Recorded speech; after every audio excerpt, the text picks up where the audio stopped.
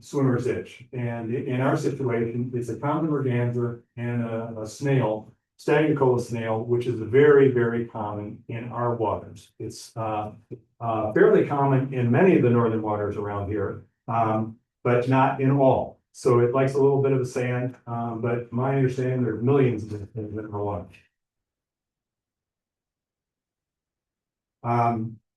What happened is that this got really bad and was actually, it was horrific in 2010 to 2015 timeframe. And this got people motivated. Excellent. No, I guess I don't think we're done. Anyway, how do you avoid it? There's a lot of advice about it, but a lot of that advice is about being doing too much that we expect. It's avoiding the shallow waters, not going out on certain days, wearing very bodysuit oriented armor or other types of events like that. And none of it may work. Technically, there's about 30% of the population that is sensitive to swimmer's itch. There's suggestions that some people can become more sensitive, like poison ivy or other types of things that you can get affected. It may become worse over time. While there isn't a lot of agreement on what stops, and for individuals, it may be highly variable. Is shallow waters, avoid, particularly in the morning. Some sort of barrier. People swear by everything from Vaseline to regular sunscreen, and there are specialized products that have been specifically made. Again, the efficacies has not been tested on any of this over time. And then onshore breezes can also be. Can you build an immunity to it? Not to my knowledge. Okay, and roughly the understanding is that roughly 30% are affected, and some of them are very effective. And that's the other thing that's highly variable. In my own family, around this 2015 timeframe, we have a redhead in the family, very sensitive to sunlight, and extremely very sensitive to swimmer's itch. Other two kids, not so much. One was hardly at all. All spent the same amount of water, same amount of time in the water. Ben? Is it not just the opposite, that the more you're exposed to it, the more you're susceptible to it? That's my understanding, is that you are supposed to be more susceptible to it. Okay, whether that changes from the 30 percentile, say a third of the people are potentially affected by it, whether that increases over time because you spend more time, I'm not aware. And I haven't seen anything in the literature about that. The more often you get it, the worse it is. It's like any other allergy, I would assume. That's the understanding, but again, in the literature, there's little discussion about that. Next slide. So what happened is it got so bad that got people motivated, but we now have to do something about that. I look back in some of the history. I'm a birder, so back in the 90s and things, the merganser wasn't even listed as a bird that was on the lake. Now, there may have been a couple of them out there, but it was not a common bird because there was no breeding documentation in the mid-90s. That obviously changed, okay? For whatever reason, the mergansers came in. We could say, it's a climate issue, but were further north. So the interesting thing, they weren't going further north, they were moving south in some of their land. But anyway, this got people excited, and it was initiated by the HLPOA that decided to create the subcommittee, Higgins Lake Swimmers Itch Organization, to explore and understand the causes of swimmer's itch, use science-based, humane, and environmentally sound methods to reduce it.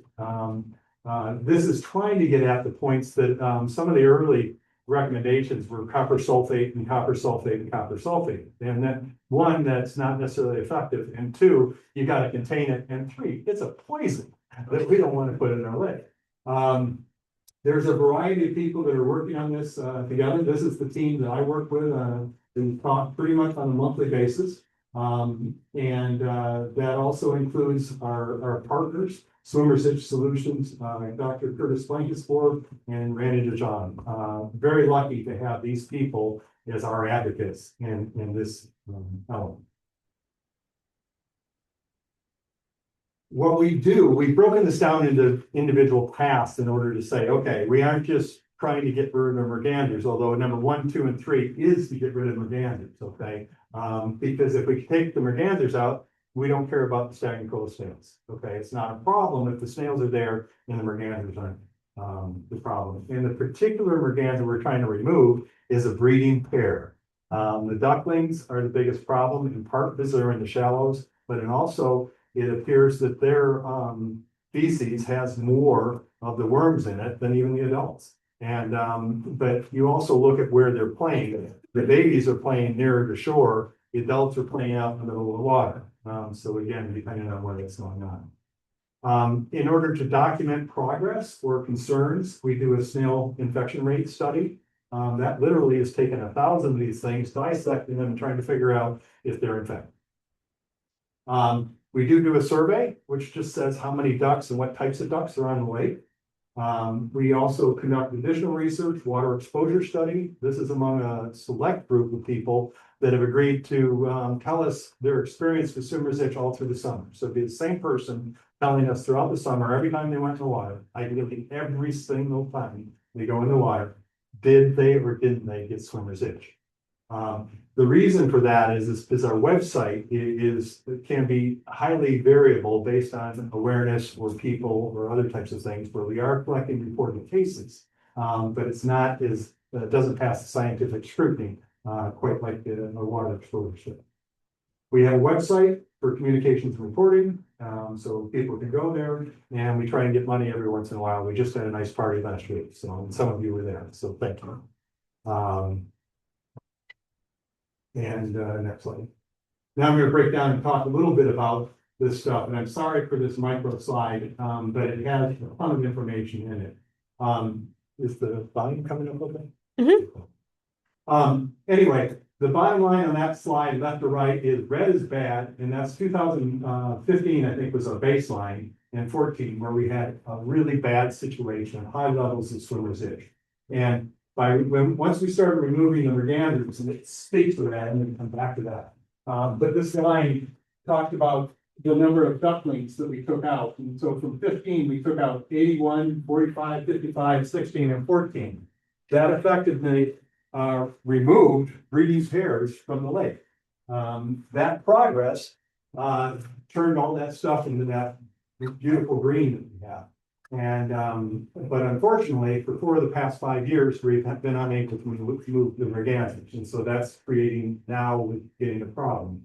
Last year, we had 2 significant breeding pairs on the lake, and we now have some of that impact that's hitting us that we'll talk a little bit about in just a second. And this is one of the activities. Okay, one of the objects was to say how many ducks are on the lake and what types of ducks. So this is a good and we've been doing this for, I think, at least 8, probably possibly as many as 10 years. But what's concerning about this particular slide is that if you look on the right side, this was last year, in early June, we had 1 merganser on the lake. Unfortunately, in 2026, we had as many as 37. Now, we haven't had those 37 stay here. What we can tell is it looks like we've got a nice a brood or 2 on the lake, which is bad. And then some of the immatures, which I'm assuming are some of those ducklings from last year, have taken up residence, and they were not breeding this year. But the concern is they've now created this as their home. And so I would not be surprised that there's more breeding mergansers in last year. And this is a more element slide of showing what the trapping and relocation and how we were trying to impact these slides, but I've largely talked about it. What this talks about is where we took them. Now, the object isn't to take them and give them to somebody else and create another problem. But mergansers are all over the place. And what we found is that, hey, let's just move them to the coast. So over by Tawas, we have a lot of mergansers going right up the coast, and that's an entirely different water structure and things like that. So there were a couple lakes that we did, but also the Tawas State Park is right on the water there. And obviously there would be no impact as swimmer's itch or anything from that perspective. And we worked with the local communities too to make sure that they weren't upset if we're going to drop a few mergansers in there. One of the things I didn't mention, but we do is that one of the things we can do is try and keep Canadian geese at a limited level. There have been suggestions that the goose is another contributor to swimmer's itch. That's false. But we also believe that it's not good to have that on our lake. So what we can do is oil the eggs and destroy the nests. And so we come up and we do that at least once a year, and usually we visit twice. We used to be able to move some of those around or take care of them, but we can't do that other than just handling units. And the bottom line, this effort, as I showed you in a couple of slides, has been amazingly successful. We have fewer mergansers, the snail infection rate was less. We've got documented itch cases were dramatically lower, and you know, that creates a much more enjoyable position for the lake, the visitors to the area, and obviously there's an economic factor of everything else going on. And we hope we don't hit those levels again that are stopping people from coming here or reducing. But anybody that's had it, you know, it can impact the desirability of coming. As we look ahead, we want to continue to do the same sorts of things. The priority is to get the mergansers off the lake. And I'm going to talk a little bit about, you know, what else we can do. We're trying to, again, be scientists so that we learn, right? So new information out there. There are two competing belief systems. One's called Swimmer's Itch Solutions, which is the one we've embraced. Another one is called Freshwater Solutions. At one point in time, they actually talked to each other, and now they're mortal enemies from what we do know. So the status was this year, we had two main permits out there, one of which was to remove the mergansers.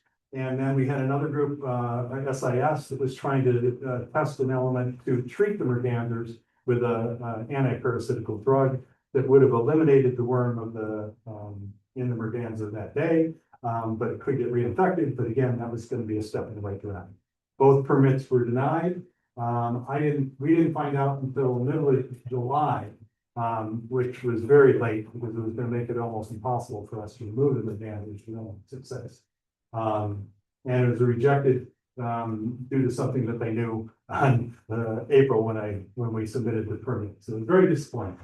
The good news in this part, kind of needs to be in quotes, is that we are working with very senior levels of the DNR, USDA, and the Fish and Wildlife Service. And they're all sensitive to our issue, but they're also working in their own streams of information. The problem with escalating this outside of Michigan DNR is they care less about Michigan and care more about a broader structure. So it's less, we're less effective negotiating against 14 states than we are negotiating within one state.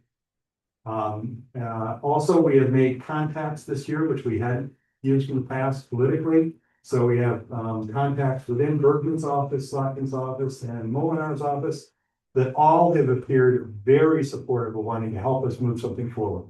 So we have to figure out how we're going to use them. I will be in touch with them throughout the season as we prepare for 2027 permit. Questions could be, how can you help?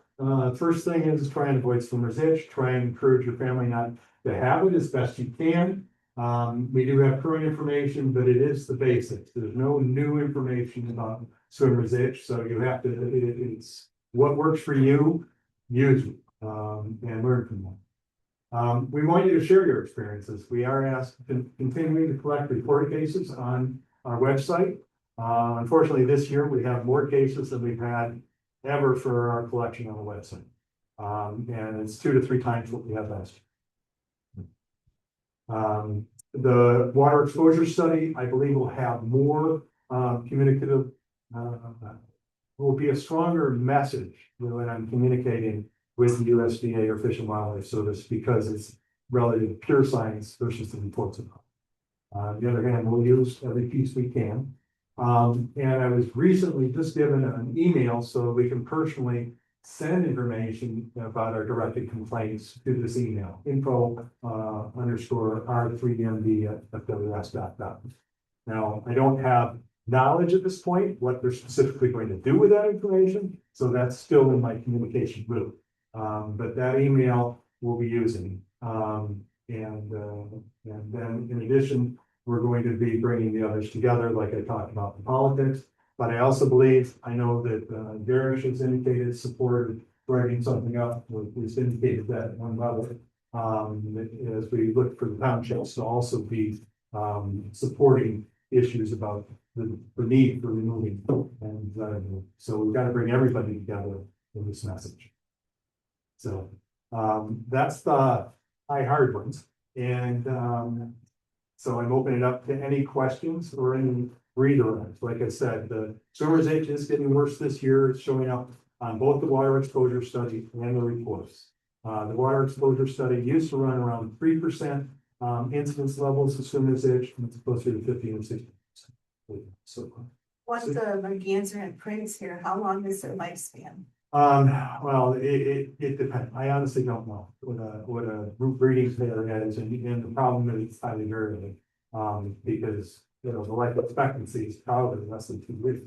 If they're having 10 babies. But a breeding pair coming back that's unencumbered, we probably will continue to do that as long as they haven't gotten shot or death from their own path. Can I ask what the reason was? Oh, something. No, well, I was saying, what is the reason for denying it? Like, why? oh, okay, good question.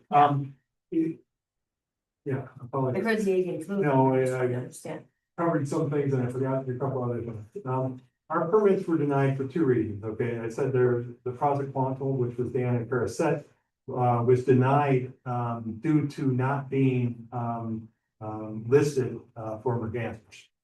It's a very common, very safe, drug. It was actually used, I was reading one of the other, reports back in 19 by another company, was used. Now, he found it ineffective, but, they did somehow have the ability to do it at that point in time, if I plan on bringing back up to these guys. So that was rejected and we submitted it 2 or 3 times. First, it was a couple NIF okay. Unfortunately, when you write a permit, they look at all 3,000 words and say these 2 are wrong and you can be denied for those 2 words. So we submitted it 3 times and then they finally gave us the clarity that it was uncertified for that particular purpose. Now, interestingly, it's been used in lakes for to kill parasites of fish. Okay, so the logic of the merganser eating the fish and being didn't hold water. Again, it's a legitimate reason that we have to figure out how we do it, but it is very, very, very unlikely that praziquantel would ever be certified for something as specific as a merganser. And then you'd have to figure out, is it okay if it's for ducks, or does it have to be for merganser, or whatever? But it has been used in mammal it's been, and we Swimmers HLSAO commissioned kind of a meta-analysis of all the information in praziquantel in order and included that in our submission, but it was not considered, unfortunately. The permit was rejected. They have a weird process. Is part of it. So the way the system works is USDA gets first cut, and USDA has 4 or 5 elements that are critical that they can reject or accept the permit. Recommend is what they're doing is recommending the permit to the next level. And the 2 that I recall and more directly is, well, they can talk about agriculture damage and something else, because most of this USDA is about farmers. And so that's what they primarily deal with. So you deal with economic damage. How much of your crop did you lose? And we don't have a big crop. So that doesn't work. The argument that we tried to, could be argued would be property values. Unfortunately, our property values, they literally ran an analysis on Zillow. Our property values don't support rejection based on damage to that at this point. It may have in the 2015 timeframe. And then the other one is the health. And so the health issue is an issue because what they generally look for with health is communicable diseases. So swimmer's itch is not communicable. And they refer to it as a nuisance. So I talked to the local health department. They have no interest in developing a special category for swimmer's itch or anything along those lines because they're more concerned about communicable diseases, and that's where their lines go. So we failed on both of those. USDA rejected our permit, but then assured me that Fish and Wildlife Service was perfectly able to, oversee them or overrule his guidance. And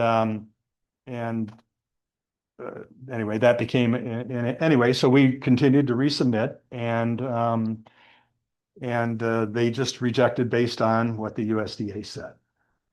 Now, so again, I was assured by the USDA that Fish and Wildlife Service could make whatever call they wanted. Fish and Wildlife Service, he took 3 months, May, June, July, 3 months to decide that, oh, we're going to follow what the USDA said.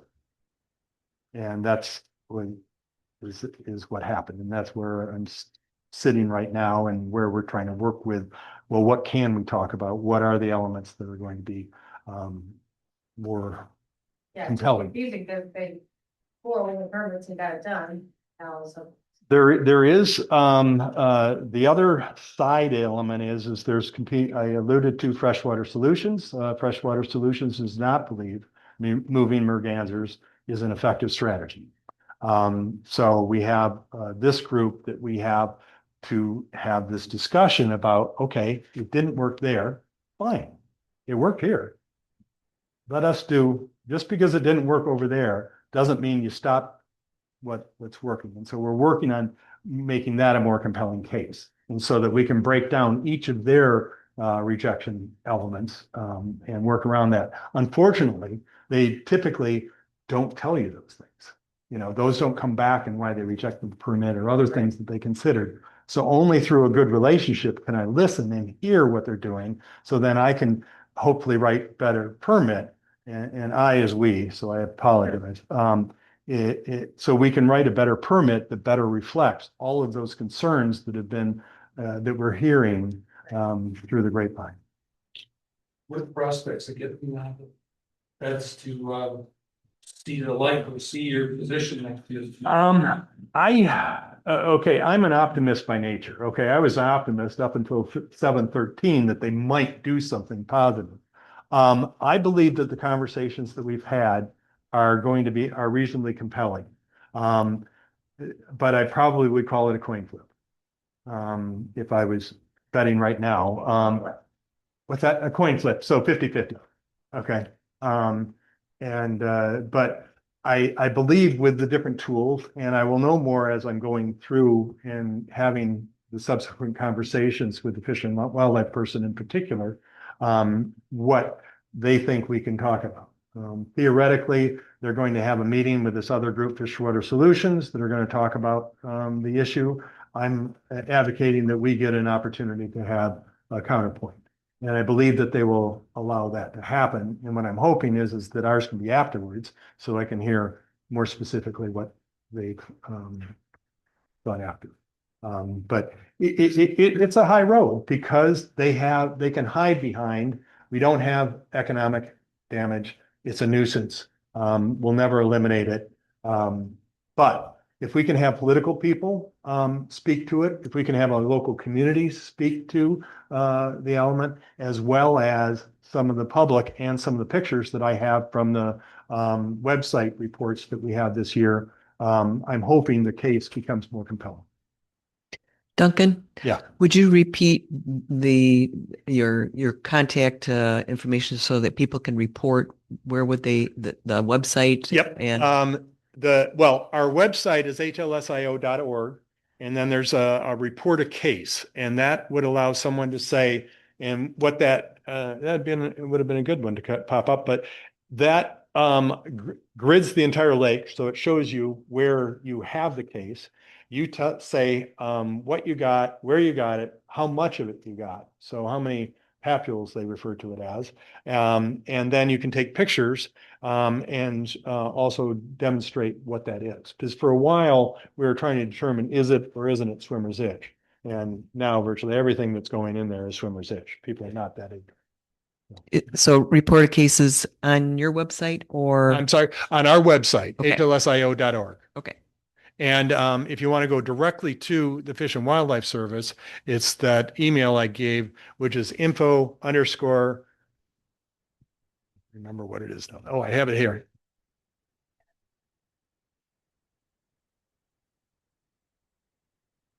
Yeah, info_R3MB Mary Baker at fws.gov. And that will go directly to them. And what I have to do is verify what they're going to do with that information.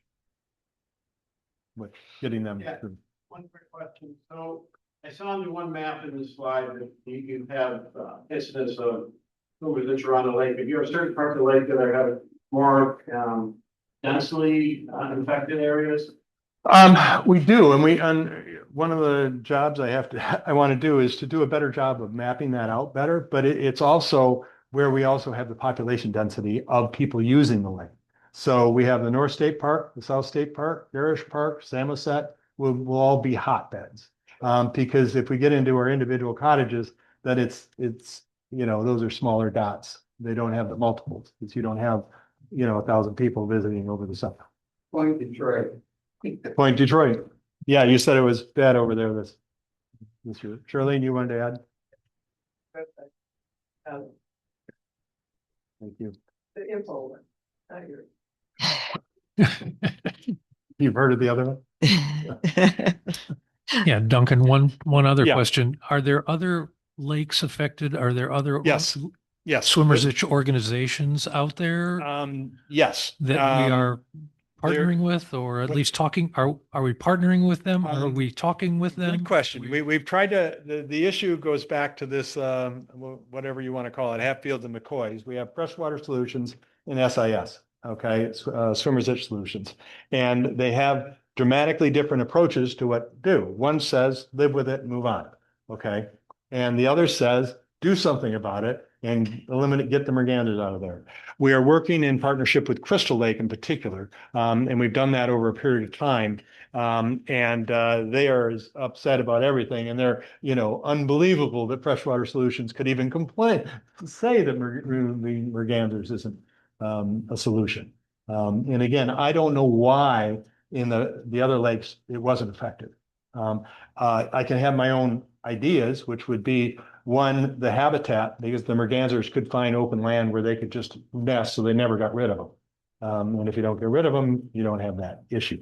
And then the other thing, it is costly. We spent a lot of money early on and got that big broods off the lake, and that was a lot of money. After that, it was relatively small chump change to get rid of one or two groups off the lake. It wasn't that much to deal with that. So if we're dealing with one or two broods, it's not a lot of money. But if you're dealing with 10 or 15, that's a lot of moving back and forth, and that's how they were making some money. So there may have been a cost issue, and there may have had a habitat issue that they never could get the mergansers low enough in order to be effective. Duncan, is it fair to say that most all lakes probably have? It's not all lakes, but many of the lakes, I had the list, Elk Lake, Glen Lake, many of the northern lakes, any of the popular, I don't know, I haven't heard much on Torch, but there's several of the lakes that speak to Swimmer's Edge. And we have not done an aggressive plan to try and work with some of these and reach out, which is again another strategy to try and figure out if we could recover some of those. Safety in numbers or bigger voice. Oh, absolutely. Absolutely. But at this point in time, Crystal's the one that we have a good relationship with that believes similar. Okay. Good. But I think it is time to reach out to the other ones and just ask again if they would, consider something in a broader case. Good. Any other questions? Well done. So, All right. Well, you this is reminded me all the things I didn't have on there with the questions, but thank you. So we make sure they covered them. another example of an organization in our local area that are working hard for us. So thank you, Duncan. Thank you, Jen. Thank you, HOHL. I love what you guys do. And there is a sign-in sheet, which I forget weekly to distribute. So if it comes around to you and you're the last one to put your name on the list, we make sure I get it. Please. All right, next up. we'll move right on. Sue, we're into our subcommittee monthly reports and updates. This will be really short because I'm going to do a geofence presentation later and I'm going to do a celebration presentation later. So the committee's been really busy with those two. We are over 400 on our email, so that's list is growing. We still have our gas card out there for $100 gas, and we're still planning on promoting the adult scavenger hunt done by boat or by car. But beyond that, don't really have a lot to say. Okay, Thank you. all right. Next up is Ed from IT. So my report should be pretty short and sweet as well. A lot of what we've been doing has been working on the map, keeping Nextcloud running. Our fearless leader, Jenny, has found a bug in Nextcloud, which we've done a formal report on. So we're trying to get that. That's with Mac OS is the problem there. In addition to that, we've been helping communications with the website, working on the map, a lot of different things for Celebrate Health of Higgins Lake Day, and just trying to keep things running smoothly is basically is what we've been doing. At this time, did you want to delve into the information map a little bit more, or? I would wait until before I mean, I can, but it would be better if I did it later. So are you saying next meeting? Yeah. No. I'm saying before you do the motion. Okay, Okay. okay, good. And Tim.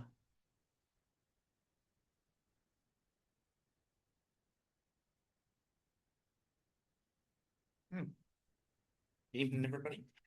This is rodents and fertilizers. Excuse me. So I don't have a lot. I missed the last meeting and I sent an email to each of you, a forward from Dave, who was there, Hobson. There was only 2 people there, but I sent an email to you that he had sent out to me. And basically 2 people sat together and said, what should we do next, kind of thing. Garish is pretty well done. We're still waiting on the bat and drain. Some of us are taking water samples at the end of some of the road ends, the worst road ends, and also the 3 drains. That's where I got injured, trying to collect one from Newman. So anyways, I think we're close to just being able to come in and give you a presentation, show you the spreadsheet, maybe print it all out for you, take a look at it, let you critique it. I think their email sort of suggested that they go over to the science committee for their critique as well. And maybe that's a first step. Maybe we should do that first. That's up to you, whether you want to see it first or if you want them to take a look at it first. Opinions? Let science take a Send look. it to science. Send it. Science. Yeah. Yep. Okay. All right. We'll let them look at it. You had a chance to analyze some of the samples you took or have them analyzed? The water? Yeah. No, Oh. no. We're looking for probably 6 to 8 of them. And they have to be during big storm events because you're trying to catch the running water running down into the water, Last not time we talked, you not thought the you had water. some people who were But interested. we do. We have, I think we have 3 of them right now. Plus we have, I think, another 4 that were taken from non-road end locations, which could go in the box and be shipped off because that's the value of sending them away for testing. And if it rains, like they say, maybe it's already raining, I don't know.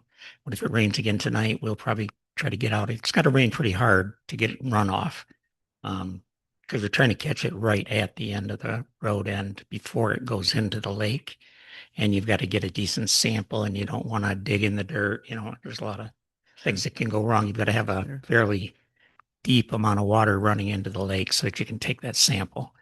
But once we get 2 or 3 more, we'll ship those out. And then as soon as we get the information back, we'll let you know. We'll probably come here and Update on fertilizers? On fertilizer Fertilizer, we had the new number? volunteer that tried to meet up with them at that last meeting, and evidently they couldn't find each other. Oh, no.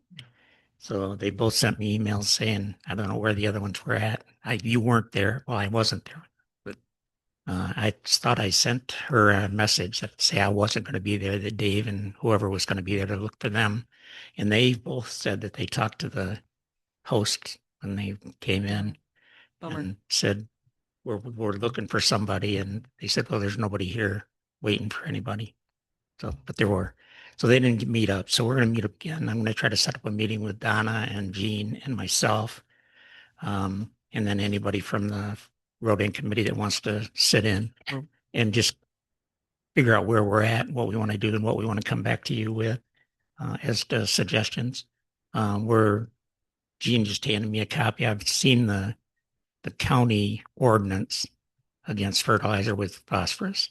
It's pretty generic. It's sort of a template from a lot of other counties, but then a lot of townships and counties and villages extended that, made it put some more teeth with it as far as how close to the water you can spray and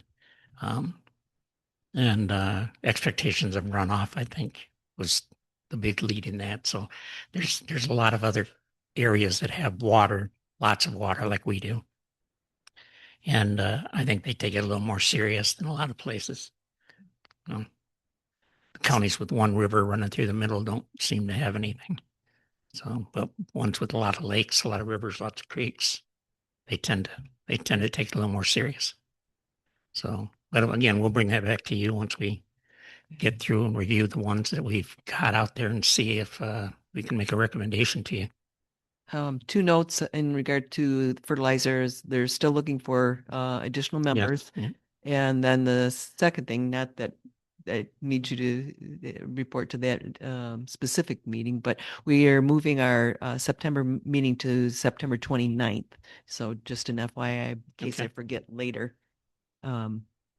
September 29th will be the next steering committee meeting. Batten Drain, is that the one that comes through the marina there? Yeah. And the next one down from the swamp, goes between the houses? Yes. Yeah, it runs Well, there's back two down and in forth. there. There's 2 within that. Yeah. East of there's another one. Yeah, the one that comes through the marina, the new, what do they call it now? Higgins Lake Marina. Comes through their parking lot, drains off the swamp area from behind it, under their parking lot, basically. Grew up in that area. Comes across the street, goes in a ditch for a little open ditch, fairly deep ditch for a little while. It's got some pretty good sized tubes. And then it cuts across to another area. And then it goes down to the bottom of the hill, resurfaces again, and enters a ditch again and goes probably 20 feet another direction.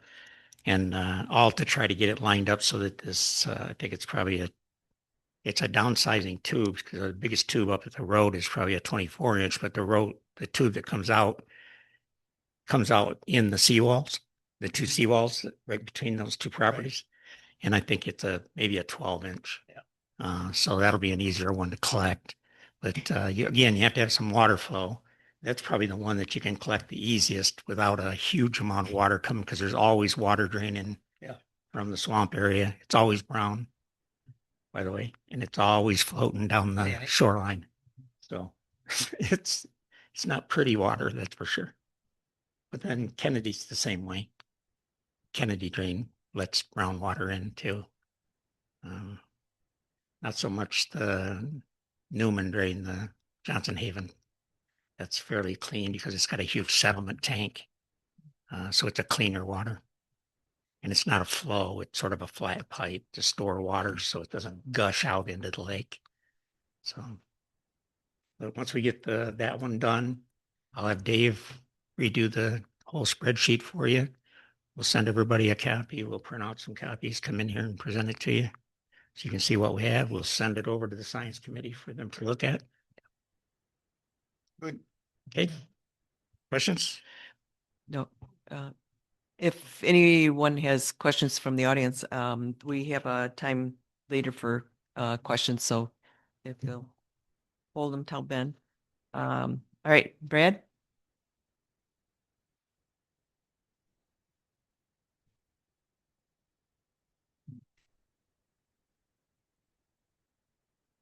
Thanks.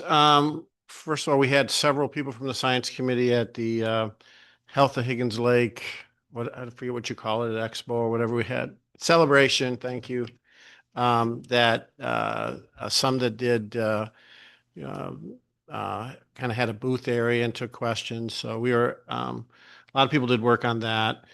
We are in terms of we also have found and curated using AI to find these reports. We've added 40 reports to our database that were able to was searched through using AI. So that's kind of that's interesting. There's that much more information out there. So that was very helpful. So the database has expanded significantly. We are right now, I'm focusing on trying to get some timelines for our steering committee to get reports to you. You may have seen I have asked all our subcommittees, so kind of our subcommittee of a subcommittee here, to give me, we're supposed to be by today. I think I'm still a couple I'm missing, but to have what they've accomplished to date, what they have left to do, and a timeline when they think they complete the report. So I'm trying to get that scheduled, and then once we have all that together, I can give you guys a better time frame of getting reports to you. Keeping it moving along. Yeah, we're trying to keep it moving. But we need to know where everyone's at. You know, we've been working fairly independently, and we just need to get an update where we're at. With that, I think that's it. We met on the 5th. We meet again tomorrow at 1:00, and I'll no more after that. Okay. Thanks. And Jim and I will see you there tomorrow. Okay. All right. Jim, please.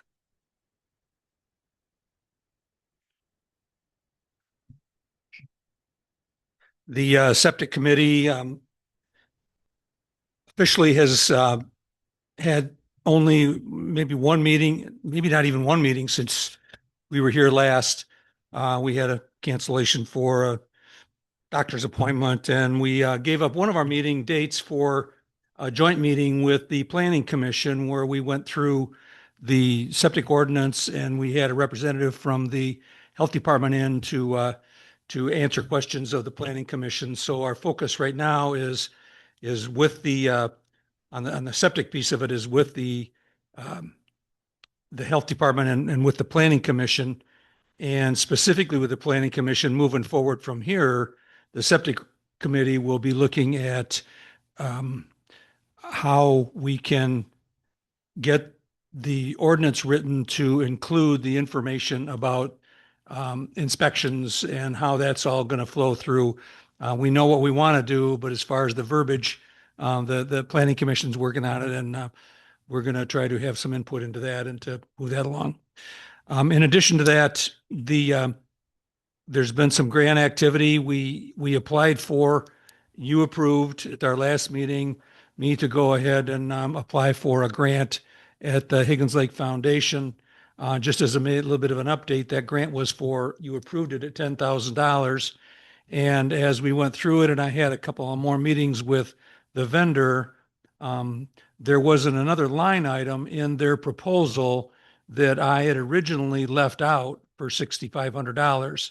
And as the more we talked about it, the more it became obvious that we needed that $6,500. So kind of at the last minute, I adjusted the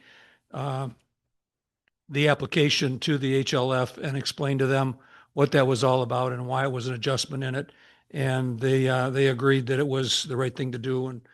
And so our final award from the HLF was $16,500 for this demonstration map for Sovereign Park. I have a meeting, what's today, Tuesday, tomorrow, with the vendor to get that ball rolling. So we hope to have a document right now. It's pretty early to know for sure, but hope to have a document by the end of the year that we can have that piece cleaned up. Our Eagle grant, which we applied for been a year ago almost now, was approved a while back. We notified you of that. And I've been working with the folks at Eagle to get the contracts and the paperwork and the signatures. And we're waiting on that information to come back now for the township board to sign off on. This will be the township board, an award to the township board to be used by HLF or the HOHL. HOHL for, for what we've talked about. So we're going to need a administrative assistant are the biggest pieces of it, and a field specialist are in the numbers for that grant. So I'm working now on a scope of work for those people, and I've talked to the board about getting that, we'll have to get that ad in the paper and get that information coming along. Once again, the biggest thing right now is working with the planning commission and the septic ordinance and the focus on the inspections. So that's me. Any questions? Okay. Jim. Thank you to our subcommittees for all the work that you and your teams are doing. Moving on to old business, watershed management plan update. Jim. Yep. Jack and myself and Nancy from the Higgins Lake Foundation met with Teresa from Eagle a couple of weeks ago, Jack? Yeah. And went through the process for updating the plan with her. Teresa's going to be very helpful, and I think Nancy's also going to be very helpful. But I think at this point, what we determined is that the Health of Higgins Lake committees are basically already doing the plan. If you look at if you've read the plan and looked through the plan, a lot of what the committees are doing is what the plan called out for. So I think what we want to start doing is we want to start meeting with the committees. And I think, Brad, we're meeting with you tomorrow to talk about where the science committee fits into that plan and where you may be able to help us with that. Because a lot of the data you're pulling together is data was in that plan from 2007 that's got to be updated and those kinds of things. So I think our goal is to meet with all the committees, find out where the committees can help us out, maybe pull somebody from each committee to start working on a steering committee to update the watershed management plan. Some of the things we learned from Teresa was the original plan, or the plan in 2007. I don't think that was the original plan. I think the original was 2002. The update in 2007 cost $200,000 to do. One of the things that they recommended was possibly doing a contract with a consultant to help update the plan. I'm not sure we have to go that route. So if we can get our group together and start looking at that, we can decide if that's what we need to do. We're also going to take the list of partners from the previous plan, sort out who from those partners might be able to join this group as well. And this group could become a steering committee, if you will, or whatever we want to call it, to help start guiding how we're going to update that plan. So I think that's pretty much where we're at right now. Mitchell. Yeah. She was very helpful and encouraging. Yeah. And said, don't start over again, just update the 9. Yeah. 9 steps. There's well, I'll be going over this with the committees, but just real quickly, there's a set of 9 criteria that's required by the 319 rule for EPA that this plan has to meet.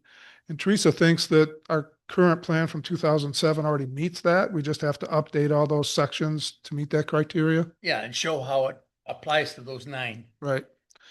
So I don't know if it'll be that hard, but it's going to take some time, and we got to get the right people at the table. So she's an extremely busy woman. She is. And she said if we could get even a chapter at a time to her, rather than the whole thing, she said she'd work. Yep. Send it back. She'd work with us. So. Yep. So Huron Pines was the lead last time when this was updated. And so we have to figure out how we're going to, Huron Pines does not have the time. We've talked to Alicia from Huron Pines, and she's like, we don't have time to really deal with that right now. They're working on some other watershed plans, Thunder Bay and some other ones. I think there'll be a resource, but I don't think they want to take the lead right now. So we'll just start moving in that direction and see where we go. That's kind of where we're at. Questions? Did you approach the foundation to see if they'd be willing to take the lead? I have not, no. No, I have not. Nancy wanted to be involved right from the beginning, but we haven't had that discussion yet. No, we haven't actually asked that specific question. I thought we'd get everybody in the room and start talking about it. Nancy seemed to be kind of focused on funding, the funding aspect of it, which would be helpful especially if we're going to hire a consultant. But yeah, we haven't specifically asked her if she'd take the lead yet. Yeah. I think there might be some value, in at least considering maybe part-time Mhm. management. Yeah. They provide excellent guidelines and Yeah. so on, but little by little, Yep. we'll get it, we'll attack it. Anything else? All right, guess who's up? Sue. As I loaded my PowerPoint tonight, I said, I hope this is the last one for about a year. So, beg your pardon? No, no sound. No sound. Boring. Play boring. Okay, so I'm going to update on the geofence that we talked about a month ago. Go ahead. So we initially started with the polygons that I had shown everybody last time. We had the 4 different areas, the campgrounds, water, on the lake that included the launches, and West Garish, which was really sort of all around the lake. During the campaign, we kept a very tight watch on it. We met every few days to see what was going on and to try to see how it was working. So you can see here initially, there was this huge influx on this is hits on the website. That was the testing that they were doing, that Todd and company were doing. Nestar, not Nestar, whatever it is, the name of his company, of the company that he works for. And then you can see it dropped down to about 100 visitors a day, which was significantly more than what we had previous to this. Go ahead and go to the next slide. But we couldn't find anybody that actually had seen anything on their phone. And when they're sending out, thousands of impressions and nobody's seeing them, we were really concerned. And during the first few weeks, we had one person sign up for email, and we had one family of 6 people sign up for the free gas card. So we were really concerned. And so we went back and we decided to eliminate those polygons, and we went with just a radial distance, basically from between Flag Point and Detroit Point, which caught all of the lake and 95% of the people around the lake. Okay, but still didn't hit 127 or 75 because we didn't want to do that. So we did that, and Marty Barta got an impression. She's the only person that we know that actually received something on their phone. And we got 2 more people to sign up for emails and 3 more people to sign up for a gas card. So what they expect, these dots represent what they call a retargeting person. This is someone who supposedly that got the impression and interacted with it at some point or looked at it long enough. I guess I'm not exactly sure on that. But there are people that they would then resend the message to so that they, how you get the same message multiple times and it's not till your 3rd or 4th or 5th time that you see it, that you actually like digest it. So these were the places that these people were from, and they were not what we were looking for. We were really hoping to see all the black dots tightly around our lake and Roscommon, and really didn't. We're surprised that so many were from South Houghton Lake, Lake City, West Branch, so on. So next slide. So it wasn't converting to what we wanted it to do. It wasn't delivering. Todd was totally befuddled, worked with his technical staff multiple times, hence we were meeting every couple days. Never really could figure out what the cause was. Ed suggested that maybe it had to do with our towers, our lack of bandwidth, of which we have up here. He was able to track the gas cards. They all came through Verizon phones. Nothing came through AT&T or T-Mobile.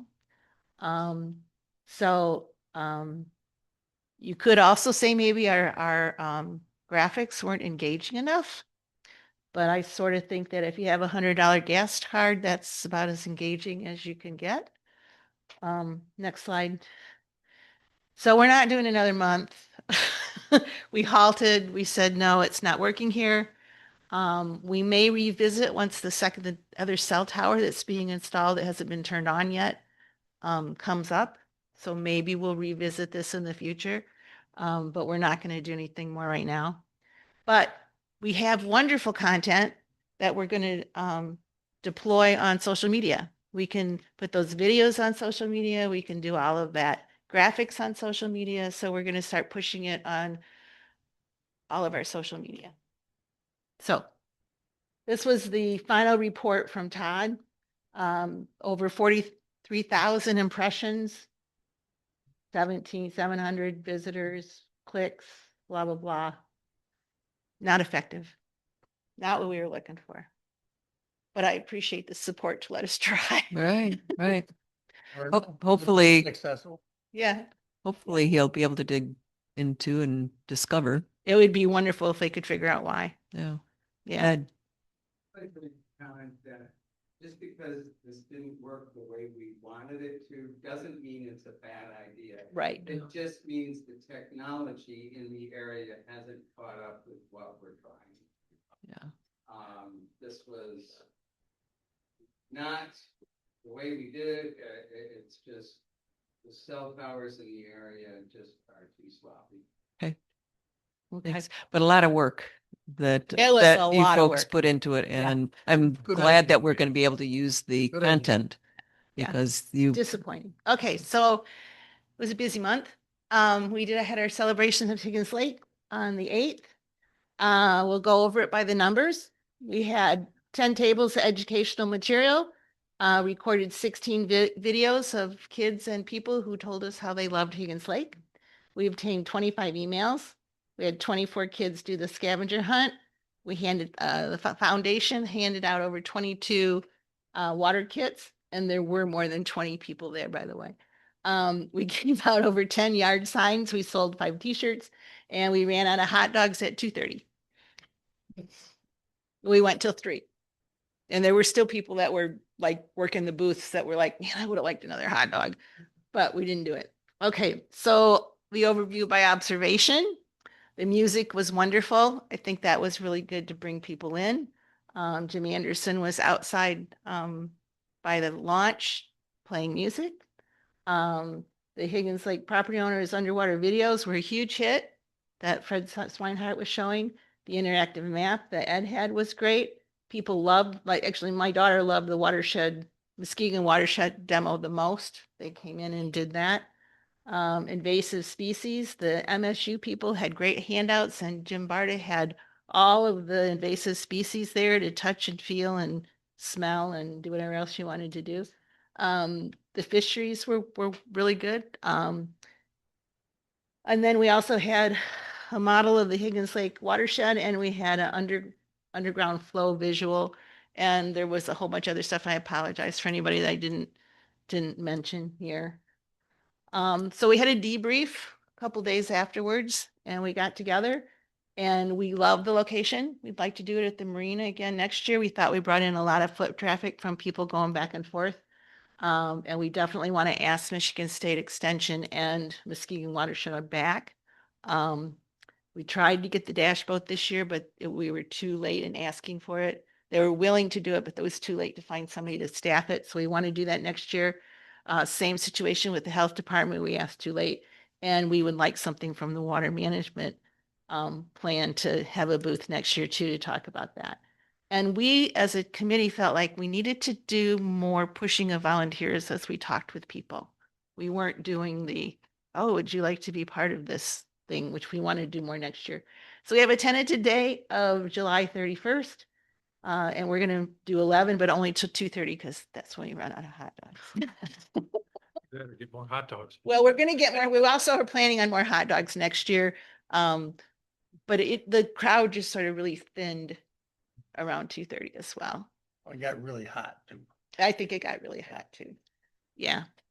So the cost was under $2,000, but almost 600 of that was t-shirts, of which I still have several that I can sell. And we will recapture and make a little bit of profit on those t-shirts, although not much. All of the signs and printing for stuff can be saved. It's all securely packed away. And we are planning on more food for next year. So we officially declared it a success. It was a low financial cost. And the success didn't happen without a lot of people putting in a lot of work. So a great job for everybody. And I think Yeah, that's ton of work, ton of Ed. work. I just want to say, you were the glue that held the thing together. Oh. We're going careening out of control. Sue had not. Yeah. Good job, Sue. Thank you. And I call it herding cats, and there's a difference between herding crazy cats and herding really quality people who care. So it's easy to herd people when they're all engaged. So thank you all. And the 2 cents from the peanut gallery, Duncan, participant. That was just awesome. And it really is, to see all the different pieces bringing together, I think it's just a great opportunity. And I thought each of the owners of their stations was doing a very good job. And the more people we can get there, and like you say, and this isn't just about this sort of thing, but how we can recruit more volunteers, particularly somebody under the age of 9, to help with some of these things, I think is very important. And we maybe have to look for some of the types of things that they can do to help. But thank you, Sue. I agree. Oh, well, you're welcome. Minor cost of, well, like you said, a It lot was of minor. elements, and the cats will be somewhat trained. Yeah. Yes. Yes. That's right. Thank you. Good. Thank you. All right. With that, as far as going back to the geofencing, you have a copy of the bill for Yep. that. I'd like to have a motion to forward. This is paying the bill. I'd like a motion to forward that on So moved. to the township board for their approval. It was 563.77, correct? 563.77. Yep. Correct. Okay. I'll second. All in favor? Aye. Aye. Opposed? All right, then down. You're up, Ed. Sorry, I didn't realize there.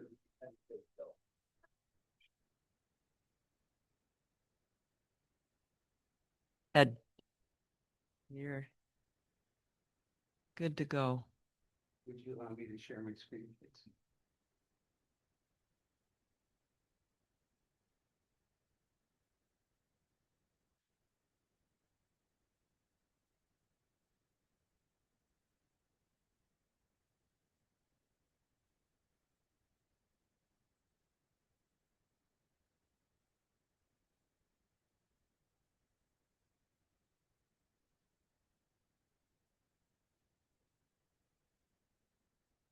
Okay, part of what I wanted to show you is I'm just going to run through a test suite of things that we've done to the map.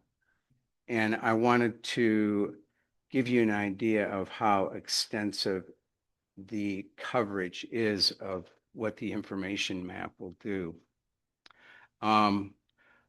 What we can do is we can go through and point out subdivisions. We can point out information that we have for each different parcel.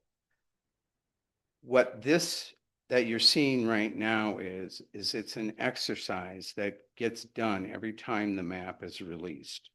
So what that means is that there's much software assurance that can be done to make sure that the information that the map is producing is correct. Correct.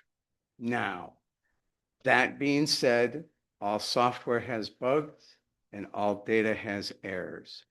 So we are going to need to address that as we go forward and make this public.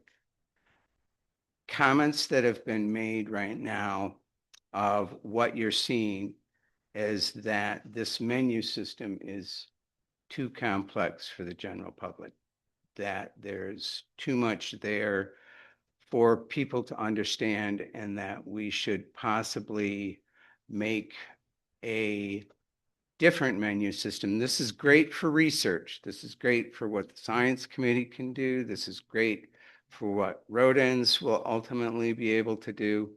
But we do need to get this out to the public, as you stated 4 months ago now. So we need to decide what we're going to do, how we're going to do it, and make sure that we do it in as transparent as a way possible.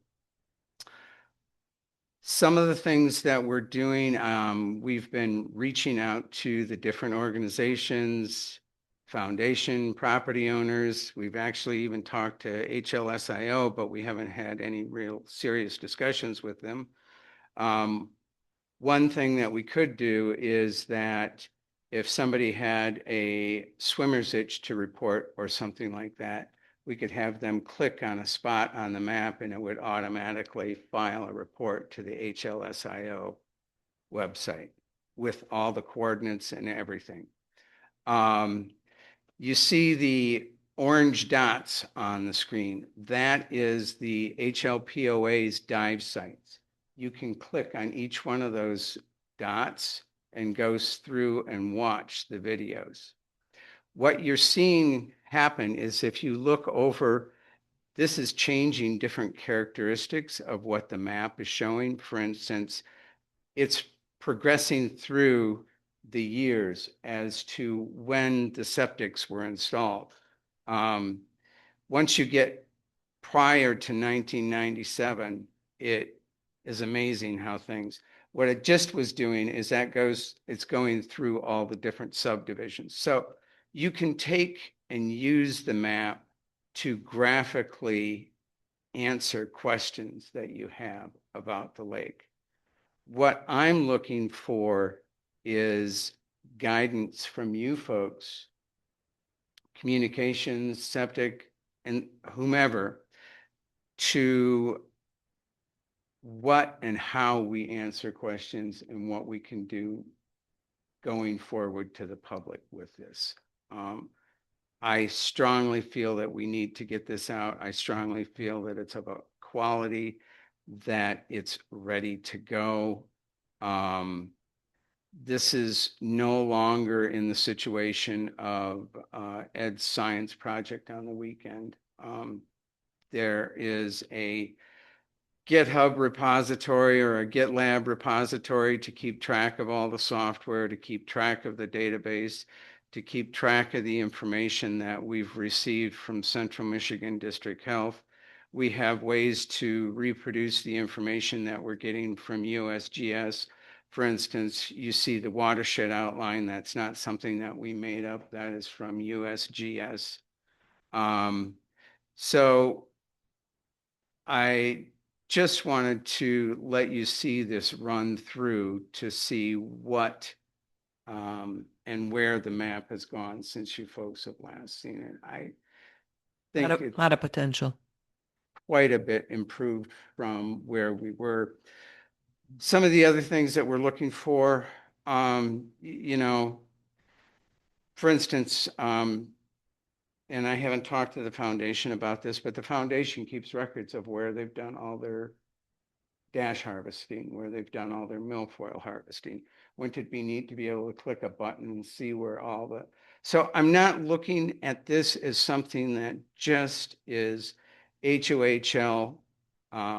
This is something that can benefit every organization on the lake. some of what you were seeing there, we took the public land survey system sections and we mapped them onto the lake because the lake doesn't or the state doesn't necessarily map those areas onto the lake. One thing that many people have mentioned to me is we need to have a consistent way to section off the lake. When you just saw the blue dots there, that was the wells that have gone through, the well information that we get from Eagle. So some of the things that we can do here, let me.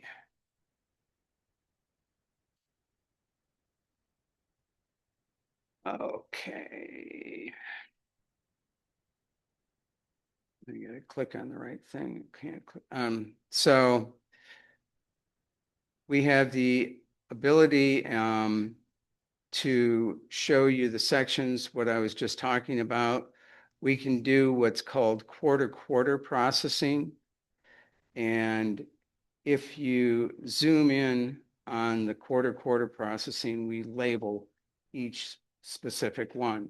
So for instance, you see the dive dots. We, instead of just saying west of Treasure Island, we can give a specific quarter section that the research happened or that whatever happened or a swimmer's itch report. We can go through and let's say we wanted to show just Garish Township. You can take and section out so it just shows Garish Township.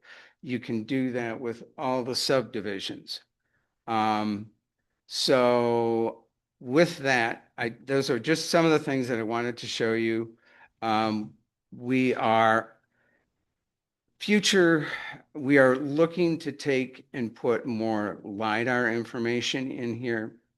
And let's see if I can get that. So in the future, right now I have pretty pictures here. You can see the different elevations. Once I take and refine this LiDAR data, I'll be able to take and give the mean elevation of every parcel around the lake. So we can then feed that back to road ends. We can take and look at surface water movement. We're doing things that no one has done for this area before. The other thing that I'm looking to do is not just to make this about wells, not just to make this about septic. I'm looking to make this to be a Higgins Lake information system. So this will be invaluable in terms of the watershed plan because you'll have a single source of where you can go. Other future things that I'd like to be doing is I'd like to be able to take and tie the Zotero database to this, where you could take and ask AI a question of the Zotero database, and it might show you different information on the map. That's that. So I'm just getting started with this, but I really, really, really want to get it out to the public. And to do that, I need your folks' approval. I think it has to be easy and clear public before we release it. So. And that's fair. And I struggle with that. I Yeah. really do. And that's why if you look at the way the motion is written up, communications and others are going to be helping me. I mean, yeah, I agree with you, Jack. Let me take a minute and read what has been drafted for the motion. And if we have any questions from the audience or whatever, that could come later. But the HOHL Steering Committee formally recognizes the Higgins Lake Watershed Information Map as an official HOHL information and educational tool and an authorized HOHL IT activity as an IT. I'm blank. Spell it out. Information. Information. I couldn't get the- Sorry, I'm sorry, I didn't even know what you were blanking on. because we hadn't spelled that out in here. Anyways, HOHLIT will develop and maintain the map with HOHL Communications participating in decisions regarding its public release and presentation. The map and associated intellectual property remain privately owned and are provided to HOHL for use without charge. Thank you very much, Ed. You're welcome. And Anybody the, have?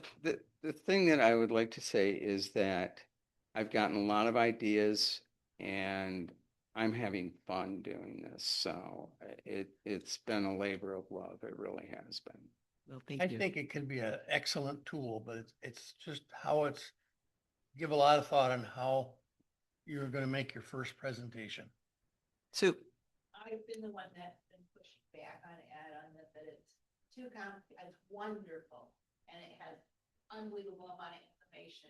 But when we release it, it needs to be understandable and concise and can't be twisted around that you're showing something that it really doesn't show.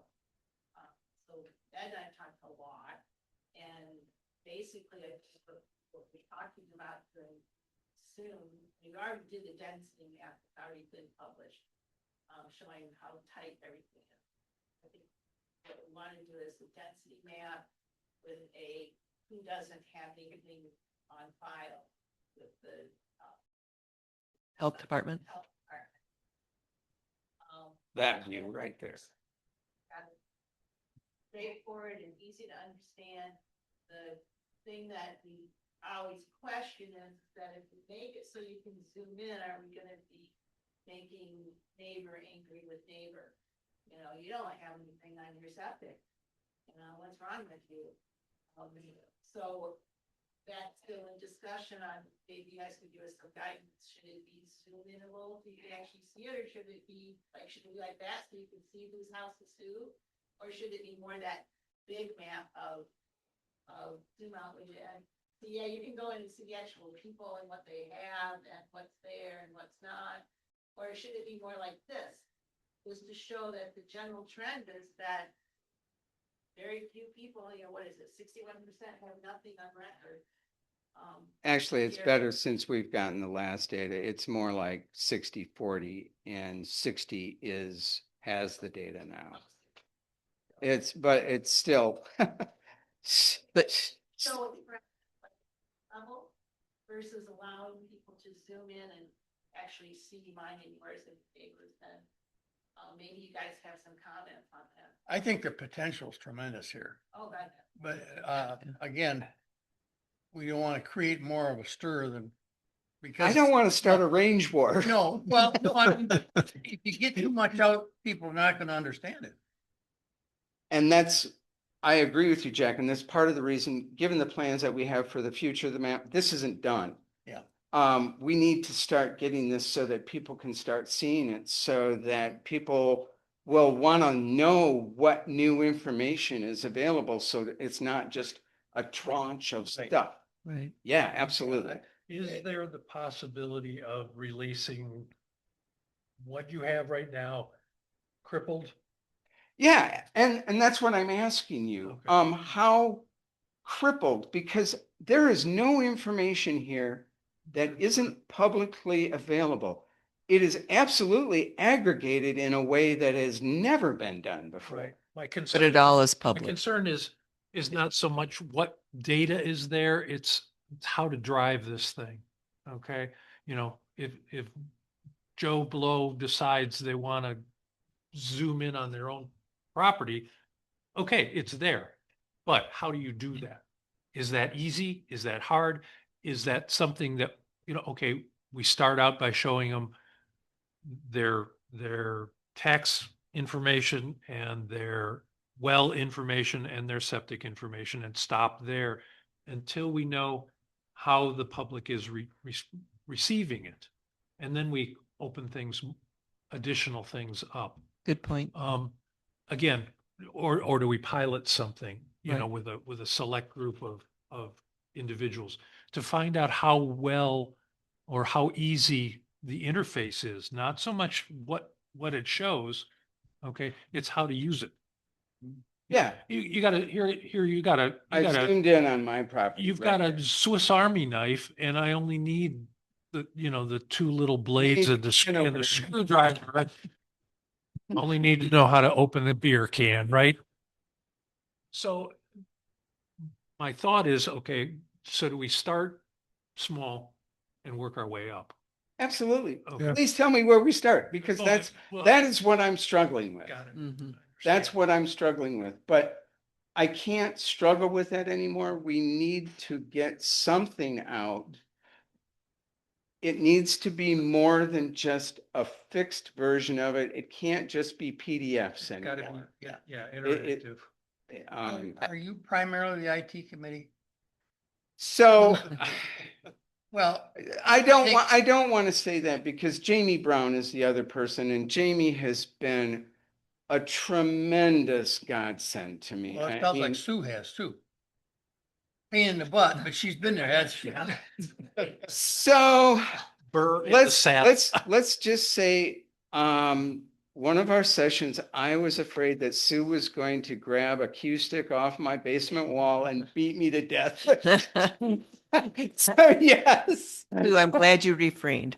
So to Don's point, I would suggest a focus group as well. So, and then a small public, group from there. Okay, and that's great. Can we please come to some agreement of something that we can release immediately? How deep? Why don't you come back with something to present to us and we'll look at it and see? What, Okay, I don't even need to come back.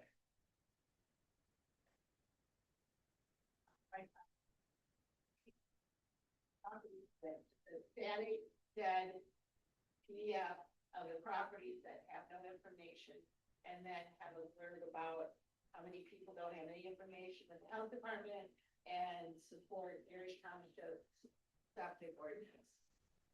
And- I set it out. and so might that be done via the newsletter? But we've already done that. We've already done that. I meant,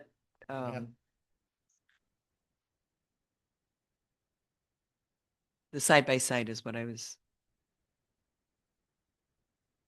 I would like to make a counter proposal. okay? And With- now you're starting. With or without the cue stick? I would like to make a counter proposal that we have the map, but we don't have any of the ability to take and focus in on any specific parcel, and there's no way to zoom in. Or leave the No, property no. owner's name off or something. It's, they can zoom in, but they can't get zoom the in, but data. they can't get any information. Yeah. Clicking on a specific dot doesn't give you anything. Yeah, I like that better. Yep. It's something to get people Yep. Why, engaged. why Yep, would I you can want to start- zoom in if I can't zoom into an area or a dot? You can zoom in, but Okay, you, what does zooming in show me besides the fact that there's that many dots in that small area?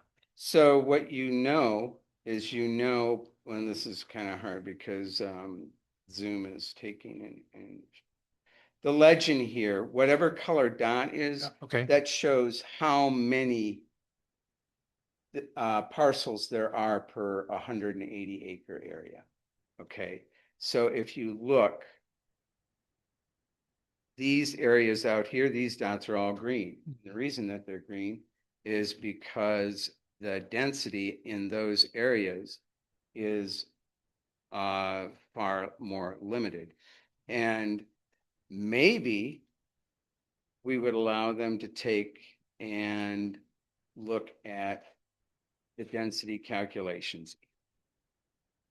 Just something, let me put it in words that we can, something that where things are not directly identifiable to a person or a parcel. What assuming they are. No, what I'm saying is we disable that ability.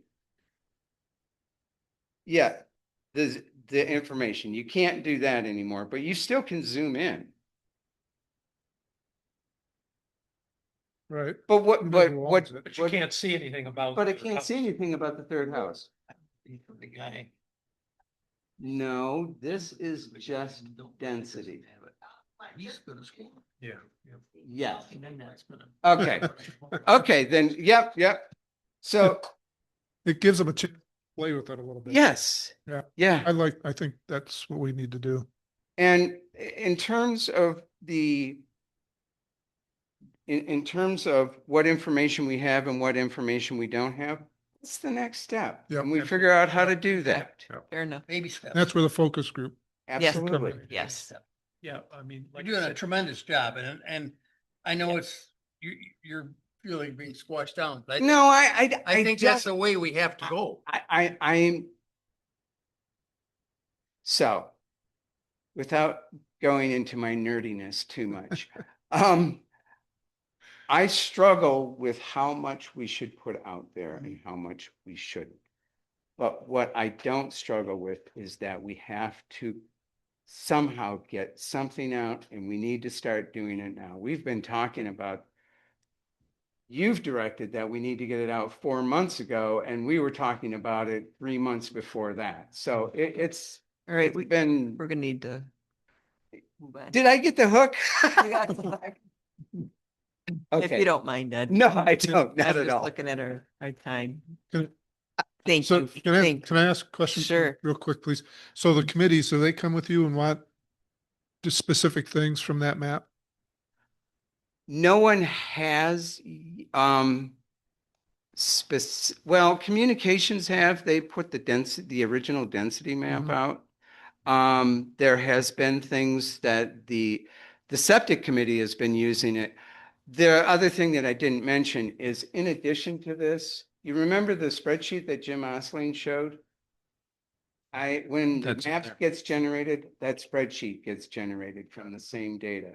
So Jim is constantly updating that and using that for queries. Matter of fact, at Celebrate Higgins Lake Day, he was actually using that to show Mhm. people things with, so. I was just curious because when I come, No. Yeah. Yeah, absolutely. we'll talk. Absolutely. Okay, so to be clear, density, we're good to go. Okay. And next step, as far as disseminating the other aspects of the map, let's get a smaller focus group in. Yeah. Correct. Okay. And then we can gradually bring it out to the public. He's doing a good job and Yes. it's exciting for him, exciting for all of us, I think. I mean, It we has- have information we've never been able to look at together before. Yeah. Right. It's all in one place. Imagine the power of having, there are swimmers itches showing up to where the drain information. And I want to talk to you guys about it because I never even thought about Barton Drain causing potential swimmers itch situations around Point Detroit, so there's tons of things like that. Right. We may learn. It's got a huge potential. So thank you, Ed, and everybody for their input. With that,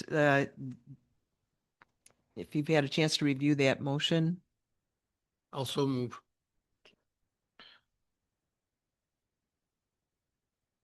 second, sure. So I have a question Sure. before we go on to that. So it speaks to information map. That's a general, Ed, is that a general term then? That includes all the data that's behind it and all that kind of Yes. stuff? My intention is to be formally named the Higgins Lake Watershed Information. And then that's all the data behind it, all right? And that's all the data behind. I Okay, mean, the data is from Central Michigan District Health. The Yeah. data is from Garish Township, Lyon Township, USGS, wherever you can grab it from. Yeah, Yeah. mean, I even picked Roscommon County to get all the process. Sure. Okay. Okay. It's inclusive, all right? Yes. Let's backtrack for just a second. I want to make sure that IT is spelled out when this gets finalized. Again, Jack made the motion. Done. Don made support. second. All in favor? Aye. Aye. Any opposed? As amended. Okay. Then you have a document that outlines the guidelines for project proposals. Any discussion on that?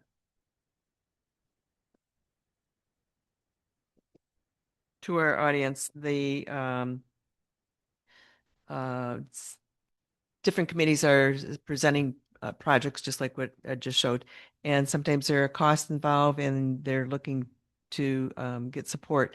We want to make sure that we're tracking each of the projects and the funding that might move through those projects. It could involve funding that is sought out by through Garish, or it could be external sources, but we want somewhat of a consistent way of having the proposals made and including all of the funding, because we need to be accountable to Garish Township. So this suggests a pretty basic outline of what needs to go into those proposals. It mirrors other entities like the Higgins Lake Foundation. So it's nothing out of the ordinary, but anyways. Any comments, questions, concerns? Okay. Then entertain a motion to, okay,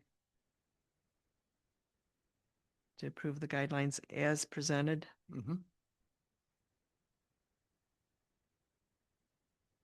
And all in favor? Aye. Any opposed?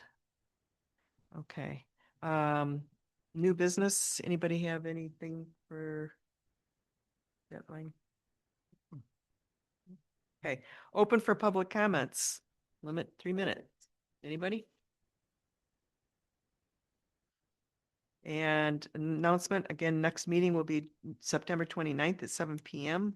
Any other announcements? Anybody? All right. And I would like to seek a motion to adjourn. So move. Second. Out of here. All in favor? Aye. Aye. Oh. Any nay? 6, meeting is adjourned. Thank you everyone for coming and for your input.